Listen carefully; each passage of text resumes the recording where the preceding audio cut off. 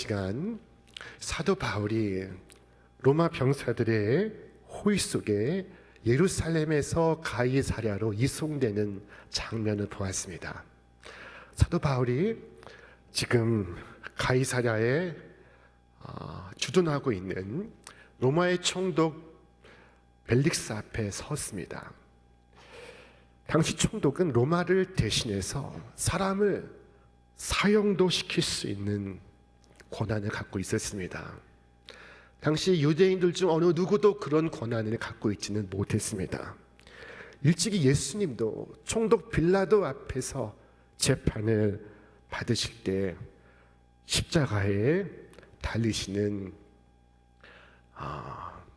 형을 받기도 하셨습니다. 이렇게 미루어 볼 때 사도 바울은 지금 굉장히 중요한 순간을 맞이하였습니다. 그의 생사가 여기에 달려 있습니다.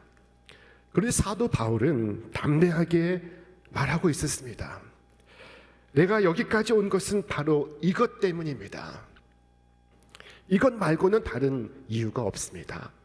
라고 증언하고 있었습니다. 벨릭스 총독은 바울을 고소한 유대인들의 말과 고소를 당한 바울의 말을 다 듣고 나서 이제야 확실히 알게 되었습니다. 사도 바울에겐 아무런 죄가 없다는 사실을 그가 분명히 알게 된 것입니다. 그는 바울에게는 죄가 없다는 점을 확실히 깨닫게 되었습니다. 그래서 그는 바울을 구류하되 바울에게 얼마간의 자유를 허용합니다. 오늘 말씀에 이르기를 백부장에게 명하여 바울을 지키되 자유를 주고 그의 친구들이 그를 돌보아 주는 것을 금하지 말라 하니라 하였습니다. 그런데 여기에 벨릭스의 잘못이 있습니다. 그는 바울이 무죄하다는 것을 잘 알고 있었습니다. 그렇다면 석방을 시켜야 마땅하지 않겠습니까? 그러나 그는 바울을 이태 동안이나 구류해 두고 있었습니다. 아니, 유대 사람들이 그를 죽이고자 하였다면 다른 방법으로 그를 보호해야 할 것이 아니겠습니까? 그런데 왜 그는 그를 가두어 두고 있었을까요? 오늘 본문은 두 가지 이유를 말씀하고 있습니다. 하나는 바울에게서 뇌물을 받기 위해서라고 말씀하고 있습니다. 또 다른 이유는 유대 사람들이 좋아하니까, 유대 사람들이 그것을 지지하니까 정치적 인기를 위해서 바울을 구류해 두고 있었습니다. 바울이 죄인이 아닌 것을 분명히 알고 있음에도 불구하고 바울을 구속해 놓은 것입니다. 그는 그렇게 2년 동안이나 판결을 연기하고 있었습니다. 참으로 나쁜 사람입니다. 당시 로마의 역사가 타키투스의 기록에 의하면 이 벨릭스는 노예의 심장을 가지고 왕의 권한을 행사한 사람이라고 기록했습니다. 그는 사실 노예 출신의 사람이었습니다. 그는 모든 수단과 방법을 동원해서 총독의 자리까지 오른 인물이었던 것입니다. 이 벨릭스는 공의를 실천하지 않았으며 진리를 따라가지 않았습니다. 그는 모든 권세를 사용해서 물질적, 정치적 이익을 쫓고 있었습니다. 그러면서도 벨릭스는 때때로 자신의 아내와 함께 바울을 불러서 예수 믿는 도에 대하여 말씀을 듣곤 했습니다. 그때 바울은 세 가지 주제로 말씀을 전했습니다. 바울이 의와 절제와 장차 오는 심판을 강론하니, 바울은 첫째 의에 대해서 강론을 했습니다.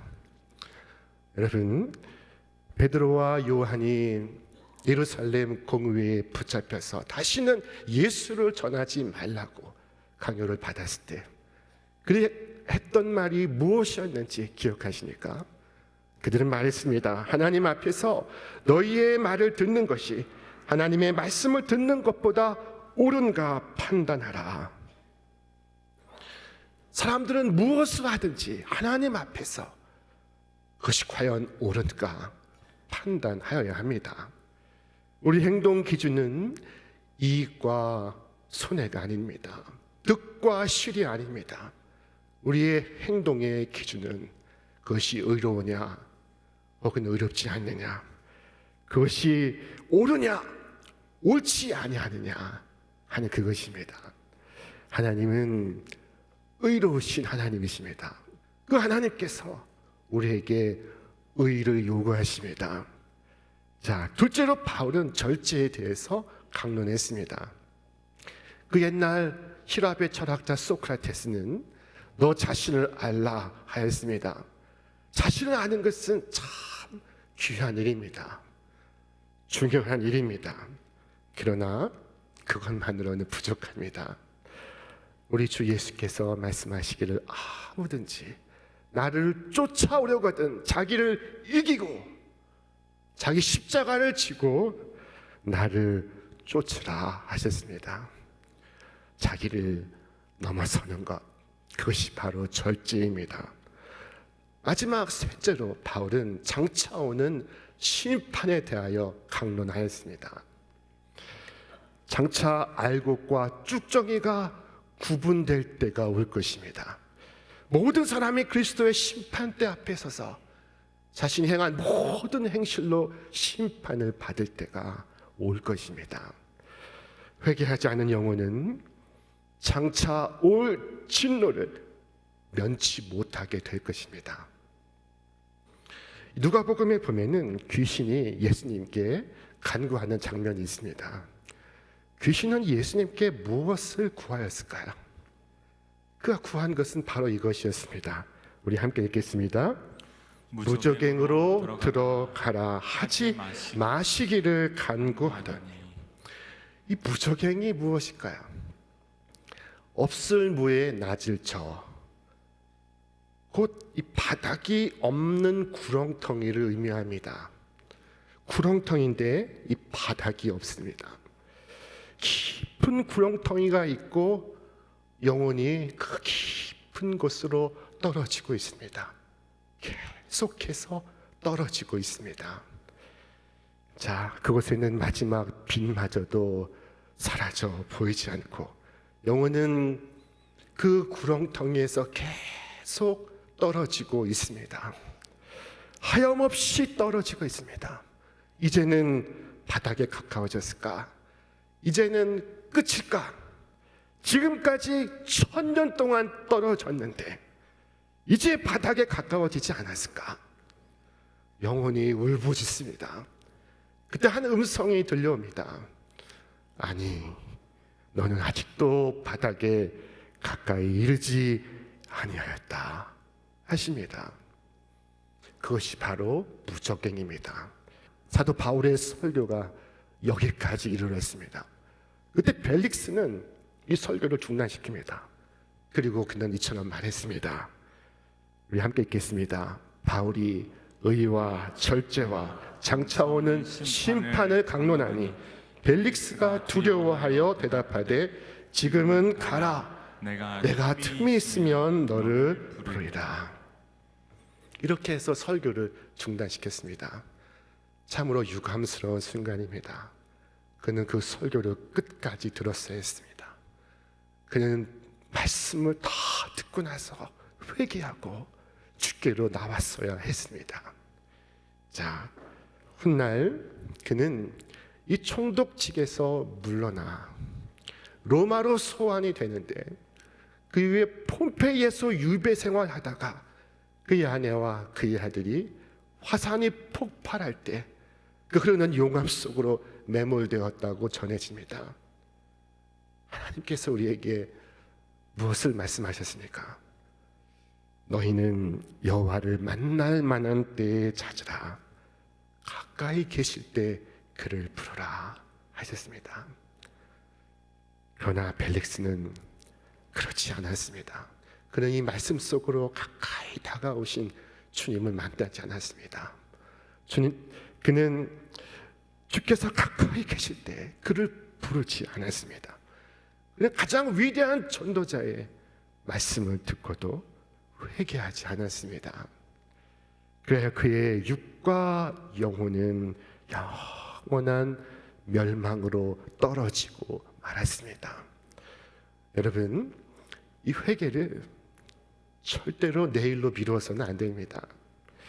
하나님께서 지금 성령으로 나를 감화하실 때 바로 지금 회개하여야 합니다.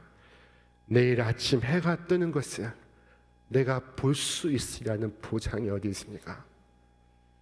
내일을 자랑하지 말고 내일을 경계하시기를 바랍니다. 오늘 회개할 일은 오늘 회개하여야 합니다.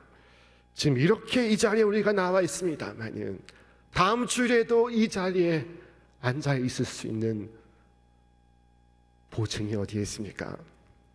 거짓의 아비인 마귀는 많은 영혼들을 파멸시켰습니다. 자, 그가 즐겨 사용하는 무기는 거짓된 시간의 개념입니다. 자, 그래서 어떤 때는 하나님을 찾기에는 너무 이르다고 말하고 어떤 때는 하나님을 찾기에는 이미 늦었다고 말합니다. 지금까지 수많은 영혼들이 이 시험에 걸려 넘어졌습니다. 자, 무엇이 중요합니까? 무엇이 바쁩니까? 지금 벨릭스는 장차 오는 심판에 대하여 들었을 때 지금은 가라, 내가 틈이 있으면 다시 부르리라 하였습니다. 여러분, 틈이 있으면 주를 만나고 주를 믿고 틈이 없으면 할 수 없는 일입니까? 틈이 있으면 교회에 나오고 틈이 없으면 할 수 없는 일입니까? 어쩌면 벨릭스는 자신이 주님께로부터 떨어져 있다면 더 안전할 것이라고 생각했을지 모릅니다. 여러분, 그러나 그것이 과연 현명한 생각이겠습니까? 주님으로부터 떨어져 있는 것이 과연 그에게 도움이 되겠습니까? 그에게 찾아온 두려움은 그의 영혼에 울려 퍼진 비상벨이었습니다. 여러분, 우리가 사는 공동 아파트에 어느 날 비상벨이 울려 퍼졌습니다. 자, 여러분 어떻게 하시겠습니까? 가서 비상벨을 깨트리시겠습니까? 비상벨 듣지 않기 위해서 귀를 가로막으시겠습니까? 그러면 위험이 해결될 수 있겠습니까? 그렇지 않습니다. 그럴 수가 없습니다. 문제는 그대로 있습니다. 자비하신 주 성령께서 우리 마음에 말씀하실 때 여러분 조금이라도 내 영혼을 움직이실 때 여러분 그 순간 그 죄의 자각으로부터 도망가지 않기를 바랍니다. 나는 해결할 수 없지만 주님은 해결하실 수 있습니다. 그 주께서는 용서하실 수 있습니다. 그리스도께로 더욱 가까이, 주님의 십자가 앞으로 더욱 가까이 나아가시기를 바랍니다. 오직 주님만이 나를 정결하게 하시고 오직 주님만이 나를 건지실 수 있습니다. 여러분, 주님 앞에 나아가 죄 사함을 얻고 두려움을 벗고 그리고 거룩한 권능을 덧입으시기를 주의 이름으로 축원합니다. 이 벨릭스는 참 복잡한 사람이었습니다. 이 마음이 복잡합니다. 그는 말씀을 들으려 하면서도 말씀의 요구 앞에 그는 결단하기를 거절했습니다. 그는 믿는 도에 대해 관심을 보이면서도 정치적 이익과 경제적 이윤을 추구했습니다. 그는 지금은 가라, 내가 틈이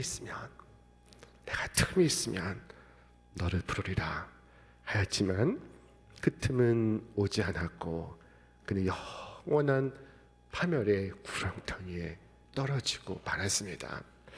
많은 죄인들은 지금은 아니라고 말합니다. 그러나 나중에는 믿을 것이라고 말합니다. 여러분, 죄인이 하나님께로 돌아오기에 좋은 때가 있을까요? 지금이 어려우면 나중은 쉬워질까요? 시간이 지날수록 새로운 죄의 쇠사슬이 그를 붙들고 견고하게 얽어매고 있는데, 여러분, 나중은 지금보다 더욱더 빠져나오기 힘들 것입니다. 하나님께서 소돔으로부터 도망치는 사람들을 향하여 속히 도망하라 하셨습니다. 그때 롯은 서둘러 도망쳐야 했습니다. 롯과 그의 온 가족은 즉시 죄사함을 받아야 했고 즉시 은혜를 입어야만 했습니다. 하나님의 지혜는 오늘 여러분에게 지금 회개해야 한다고, 지금 기도해야 한다고, 지금 주께로 나와야 한다고 말씀하고 있습니다. 그러므로 온 힘을 다해 그렇게 하시고 바로 지금 그렇게 하십시오. 그렇지 않으면 뭐잖아, 그럴 수 없는 곳에서 자신을 발견하게 될 것입니다. 거기에는 헐벗은 나를 위하여 자신의 의의 옷을 덮어주실 구주도 계시지 아니하시고, 안심하라, 두려워하지 말라, 내 죄가 사하졌느니라 말씀하시는 주의 음성도 들을 수 없는 곳입니다. 여러분 중에 어느 한 사람도 그와 같은 곤경에 처하는 자가 이 자리에 없기를 주의 이름으로 축원합니다. 지금 성령의 감동을 소멸시키지 마시길 바랍니다. 나의 죄가 떠오른다면 바로 지금입니다. 지금 회개하시길 바랍니다. 한편 사도 바울을 보십시오. 그의 생명이 다해가고 있습니다. 그는 연로한 몸으로 재판정에 서 있습니다. 지금 이 순간은 그의 생명이 경각에 이른 순간입니다. 그의 남은 시간이 길지 않습니다. 그러나 그는 물러서지 않고 있습니다. 살아 숨 쉬는 동안 그가 해야 할 일을 해야만 했기 때문입니다. 여러분, 우리가 해야만 하는 일이 있지 않습니까? 우리에게 주어진 시간, 우리가 해야만 하는 일이 있지 않습니까? 사람들이 세상 쾌락에 빠져서 주님을 찾는 것을 미루기 때문에 오늘 우리는 나서서 그들에게 권고해야 합니다. 그들에게 말해줘야 합니다. 지금 구원을 받으라고 진지하게 권고해야 합니다. 한 아이가 교회를 다니겠다고 하자 엄마가 만류했습니다. 얘야, 주일에 좋은 학원을 내가 알아봤으니 학원을 다니고, 그리고 대학에 합격을 한 후에 믿는 것은 어떻겠느냐. 자, 그가 대학에 들어갔습니다. 그리고 예수를 믿겠다고 하자 그의 아버지가 말합니다. 얘야, 학교를 잘 마치고 취직을 한 다음에 그때 예수를 믿으면 어떻겠느냐. 자, 그가 대학을 졸업했습니다. 그가 사업을 시작했습니다. 그가 예수를 믿고자 하나 그의 친구들이 다가와 그를 만류합니다. 이보게, 사업에 성공하고 나면 그 다음에 믿는 것이 어떻겠는가. 자, 주님께서 우리에게 말씀하시고 계십니다. 그런즉 너희는 먼저 그의 나라와 그의 의를 구하라. 그리하면 이 모든 것을, 네가 바라고 네가 구하고 네가 기도하는 모든 것을 너희에게 더하시리라. 자, 우리는 죄인들을 설득해야 합니다. 강권해야 합니다. 끈질기게 전해야 합니다. 결연한 자세로 그들의 손을 잡고 끌어내어야 합니다. 자, 여기 죽어가는 한 사람이 있습니다. 그의 머리맡에는 그의 친구가 있습니다. 그는 죽어가면서 친구에게 말했습니다. 이보게, 왜 자네는 예수 믿는다고 하면서 나보고 예수 한번 믿으라고 말하지 않았는가? 그때 그 친구가 말했습니다. 아니 친구요, 내가 자네에게 말하지 않았는가? 여러 번 말하지 않았는가? 그때 죽어가는 그는 말했습니다. 그래, 자네는 그런 나를 책망하지 않았으며 재촉하지 않았으며 내 손을 붙잡고 끌어내지 않았으며 항상 조용하게 말했지. 사실 나는 자네가 내 목을 부여잡고 그리고 흔들며 말해주길 바랐었네. 왜 그런 줄 아는가? 나는 이 지옥의 무턱에 걸려서 떨어지는 그 순간에도 잠을 자는 무심한 죄인이기 때문일세. 우리는 죄인을 재촉해야 할 많은 이유들을 안고 있습니다. 그들은 연약하고, 그들은 죄악의 도성에서 살아가고 있으며, 그들은 여러 줄로 얽혀 있습니다. 그들은 지금도 위험 가운데 빠져 있습니다. 자, 그들이 마음에 들어하지 않는 진리라 할지라도 오늘 벨릭스 앞에 선 사도 바울처럼 여러분이 해야 할 일을 해야만 합니다. 늑장 부리고 있는 죄인의 손을 잡아 끌고, 그리고 그들로 도망치도록 하여서 장차 올 진노를 피할 수 있게 하여야 합니다. 자, 천성을 향해 나아가는 이 여정에 나의 이 믿음의 길을 염려해주고 걱정해주는 친구가 있다면 그는 하나님의 은혜의 징표입니다. 여러분, 이 벨릭스는 깨닫지 못했습니다. 그는 그 2년 동안 깨닫지 못하고 있었습니다. 그 2년이 마쳐지면 그의 총독의 자리는 소멸될 것입니다. 그 2년은 그에게 베푸신 하나님의 기회였습니다. 그 2년 동안 사도 바울은 그에게 하나님의 손길이요, 하나님의 자비하심이었으며, 하나님의 선하심이었으며, 하나님의 인애의 손길이었습니다. 자, 여러분, 오늘 주님은 당신의 그 손길로서 여러분을 믿지 않는 가정으로 보내십니다. 믿지 않는 일터로 보내십니다. 주께서 말씀하지 않으셨습니까? 우리 함께 읽겠습니다. 아버지께서 나를 보내신 것 같이 나도 너희를 보내노라. 아멘. 우리가 이 땅에서 하나님을 섬길 수 있는 날은 점점 짧아오고 있습니다. 여러분에게 남아있는 힘으로 여러분이 해야 할 일을 오늘 행하시기를 바랍니다. 그래서 나중에 후회가 남지 않도록, 미련이 남지 않도록, 나는 모릅니다, 나는 그의 죽음에 대하여 모릅니다 말하지 않도록 여러분 오늘 해야 할 일을 힘을 다해서 하시길 바랍니다. 성령님은 우리에게 하나님을 기쁘시게 할, 하나님을 영화롭게 할 많은 계획을, 많은 소원을 우리에게 감동으로 말씀하시고 있습니다. 여러분, 성령의 역사를 소멸시키지 마시기를 바랍니다. 그러한 소원과 계획을 고사시키지 마시고 죽음이 다가오고 있다는 것을 생각해서 여러분에게 주신 감동을 온 힘을 다해서 이루시기를 바랍니다.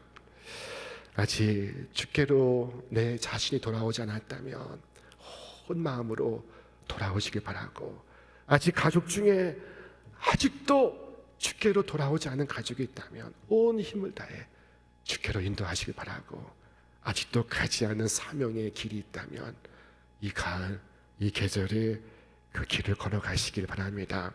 하나님께서 여러분에게 허락하신 시간, 오늘 여러분의 사명을 다 이루시는 여러분 되시기를 주님의 이름으로 축원합니다.